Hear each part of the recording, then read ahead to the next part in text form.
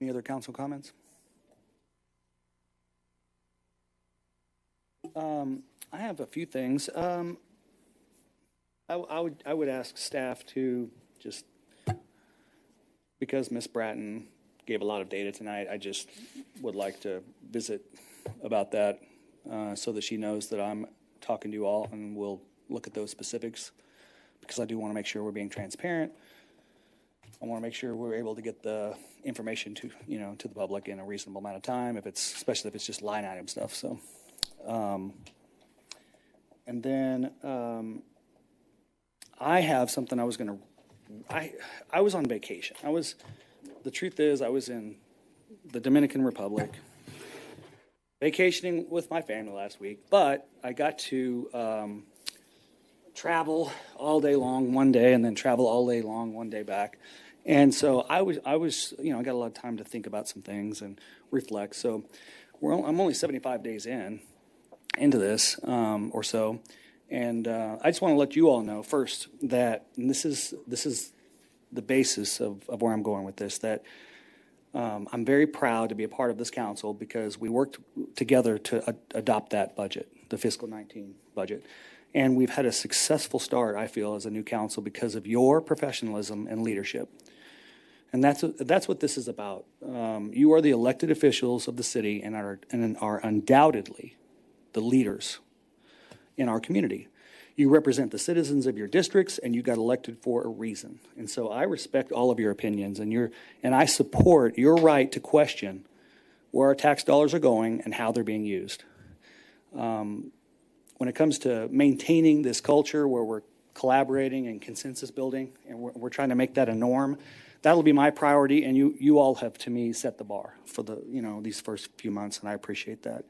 Working through the budget process, council members did voice their concerns, allow difference of opinions to be vetted, while still moving forward in a collaboration, which we eventually led to a consensus. So we followed the process, though, right? The city charter, we worked with the city administrators, we worked finance and budget, and we worked with each other at this level to do what was best for Lee Summit. So we stayed true to our fiduciary duties on behalf of the taxpayers and did so in a respectful manner. And I thank you. But more importantly, you were role models for our community, which is really big, with regard to how to do business and how collaboration is to be done. Now, the last month, just been a bunch of talk in the community and such. And so I think it's important to know that organizations that receive taxpayers' dollars from the city in order to better serve our community, they also have these fiduciary duties. They're an extension of us, okay? So when we do this in the form of PSAs, public service agreements, such as the Chamber, Economic Development, Downtown Main Street, they still have these kinds of duty. We see in the budget that we have challenges, monetary challenges, but we still fund them. We still approve them. We found a way because they're doing good things. And I just want to say that if these organizations were not utilizing their funds in a fiscally responsible manner or per the agreement with the city, we not only have the responsibility or the right, but the responsibility to question that funding and put it on the table for discussion. For example, duplication of services. If we felt that was happening between organizations, we'd have to question that process. If the organizations are not conducting themselves in an ethical or professional manner, not utilizing democratic principles in the way that they run their organizations, or if they're not facilitating a healthy culture, which means looking out for all of your members and looking out for the welfare of the city. That's the key term. They're supposed to be looking out for the welfare of the city. Then we have the right to question the funding. So tonight we approved all the funding for another year.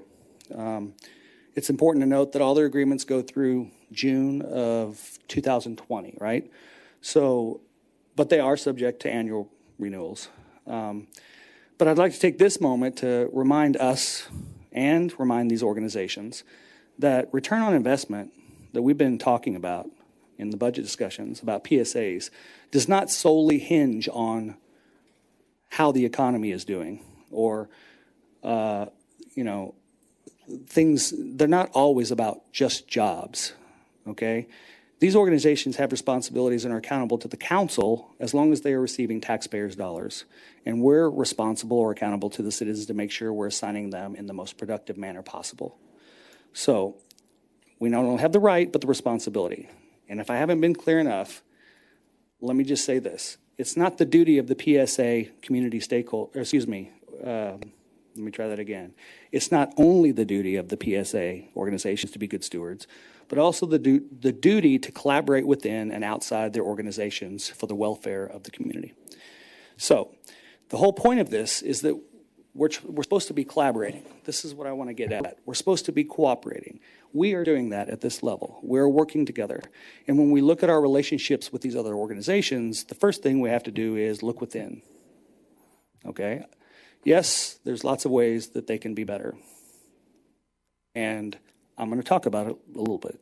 But first off, I would like to ask us to look within and say, what are we doing as council to assure that we're working with our partners, such as the PSAs, toward common goals to produce the very best for our city?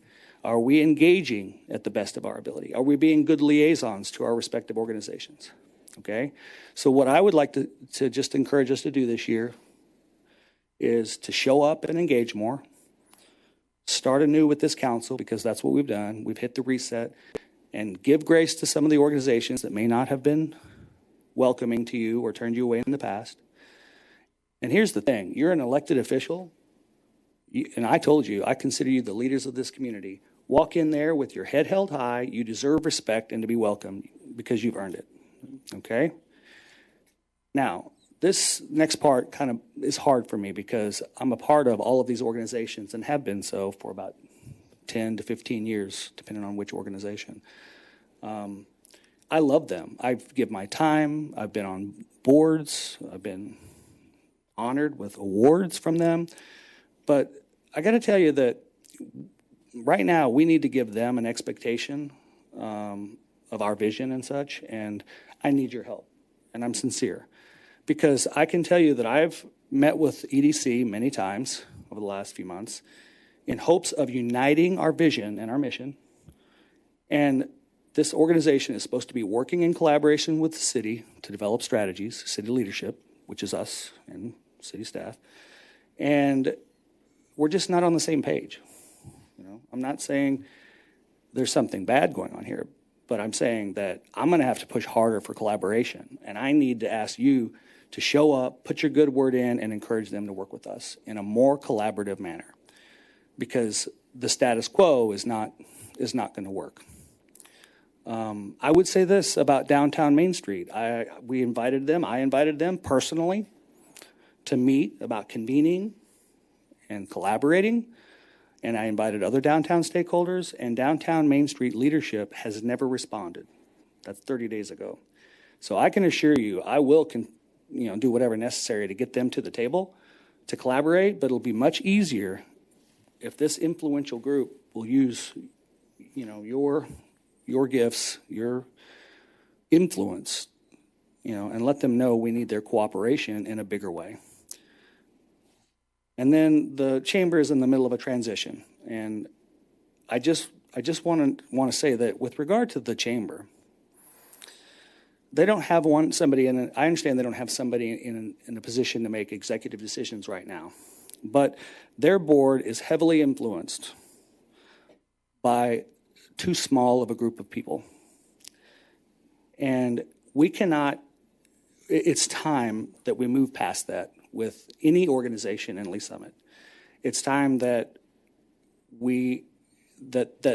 the members of the organizations that we're dealing with are all involved in decision making in a more democratic way. Now, I do have a couple more things I want to mention, and I just want to kind of capture this in that downtown Main Street is the pride and joy of this council, okay? Even Bob likes downtown, okay? He talks about dollars and cents and taxpayers and all that kind of stuff. But the fact is, we have all been a part of building and celebrating, and many people long before us to get us to the 173 businesses that are downtown right now. There are 106 investors in the downtown Main Street. And many of those investors, which is really impressive, are not businesses from downtown. All have, and the city's contributed. We, the council members from now and in the past, the chamber has has helped with the downtown to grow it.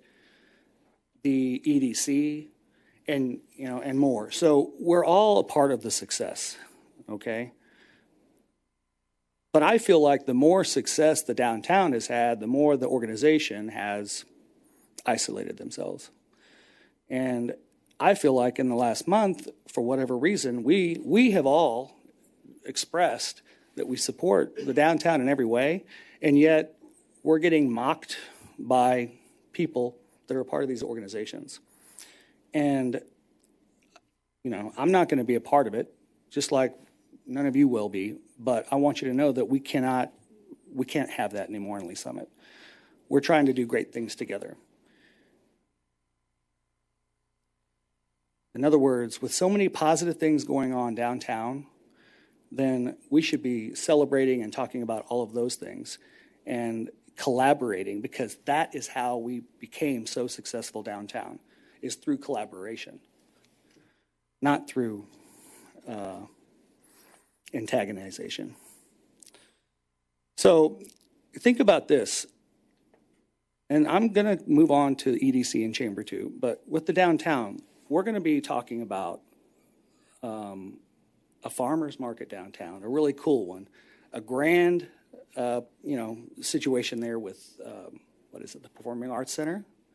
We're going to be talking about, a potential parking garage in the future. These are all big decisions for us. And as well as we're going to have a major apartment building that we all know about that right here that is going to possibly have great benefit to the downtown. And yet we're being mocked by the members of the organization and being ignored by the leaders. That's not how this is going to work. It's time that they started creating a more healthy culture and come to the table with us, the city. And if they're not going to, then we would have to have serious discussions in the future. But it's not downtown alone. When we talk about what we're going to do with our economic development, it's imperative that we capitalize on being members of the Kansas City area. But our EDC needs to work more with us. We need to strategize with them, share our visions. We need to be a part of, they need to focus more on the city and local economy than they do elsewhere. Return on investment can be calculated in many ways. This organization is supposed to create, and one thing they're supposed to do is create and nurture a business environment that fosters entrepreneurship. That's right there in our city's mission. It's in their mission. But they can't even find a way to partner with the aspiring and motivated entrepreneur group, Velocity. As far as I'm concerned, EDC has had years to create and foster an environment in support of startups and entrepreneurship, but has not found that secret ingredient. Here's Velocity right in front of them. They can't find a way to make that happen. Because of this, we as council now have to find a way to fund Velocity. And because I think it's important. I think many of us think that supporting startup businesses and entrepreneurs is critical to Lee Summit's growth and welfare, because it's the most productive way to broaden the tax base, the employment base, and grow our economy. And if EDC is not going to start strategizing with city leadership right here, then we have to have some serious discussions. They need to start collaborating with these other entities as well. And when it comes to the chamber, think about this: 1,039 members of businesses. They serve 25,500 employees that are a part of those businesses. We're a city of nearly 100,000 people. When you take taxpayer dollars, you're responsible to all of them. And I think it's time, once and for all, I'm going to go ahead and say it because it's something that everybody still talks about in 2018, which is it's time for us to shed once and for all the brand of being cliquish. We can no longer be a chamber that is still operating under the direction of a perceived few instead of the many. And as long as it's that way, we will never become inclusive and diversive. Anyway, let me keep moving on. I know that I've taken a more time than I probably should for council, but I think that it's time that all of these organizations, you know what, here's an interesting fact. When all of these organizations are supposed to develop leaders, and the only person that I could find when I cross-referenced EDC, downtown Main Street, and the Lee Summit Chamber, the only person I ever found that was a chair of one of those organizations in the last 20 years that ran for office and became elected is sitting on our council, and that's Diane Forte. We need more Diane Fortes. We need more people that are in these organizations. These organizations need to reach out, find the talent, bring them in, cultivate them, take them through leadership, and look what happens. They end up here in city council with a greater understanding of how things work. All right. New organizations can be formed, like Velocity. Organizations can be merged to eliminate duplicate services and break up the factions. Funding can simply stop, and we can see what direction these organizations go. Or these organizations can come to the table, collaborate with us and each other, align our mission statements, and make the necessary changes to create healthy cultures. And the reason I'm saying this is because I promised when I ran, and many of you ran on platforms as well, but I promised that we would engage the citizens of the community and keep them informed, and that we would reach out to the talent in the community and invite them to the table, and that we would unite resources and develop partnerships, including with the city. And I'm asking you to engage, I'm asking this council to engage these organizations, give it your best effort, show up weekly, give them all you have, expect the same in return, encourage them in the strongest way to facilitate community engagement, healthy cultures, democratic processes, because we give them taxpayers and they carry the same duties as we do. And we need them to perform these services that are a benefit to the city, not just to the people that are running them. So I want to set up meetings with these organizations if they will meet in the right manner. I mean, in a strategic way, in a collaborative way. And I'll do that in the next 60 to 90 days to challenge their organizations and to show our commitment to them that we are ready to share a common mission, and that these organizations have these positive energies that can help us be so successful as a community, even more successful. We already heard tonight how successful we are, but we have a great opportunity here to take this to the finish line. Remember, just keep going. And as mayor, I just want to make sure we harness it in a way that helps us achieve more together. And I started this by saying that I appreciate you guys' efforts, this council's efforts, the last couple months. So I apologize if some of the things may seem negative that I said, but I believe in you all. I have your back. I want you treated with respect, and I'm going to fight for each one of you. And I don't want people in the community trying to pick a fight over nothing when we all got to work together. So with that said, does staff have anything they would like to add to this?